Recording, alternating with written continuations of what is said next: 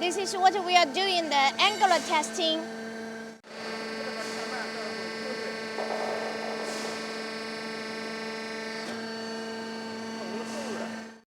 Now let's move to the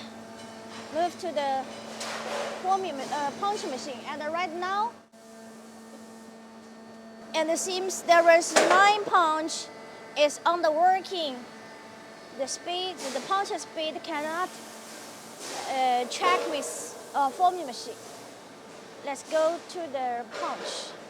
We just move along the machine.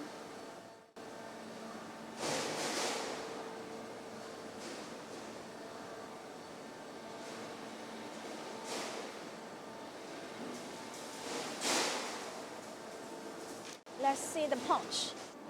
We have combined the 9 units punching die, and now the program just set up 8 of them, 8 of 9.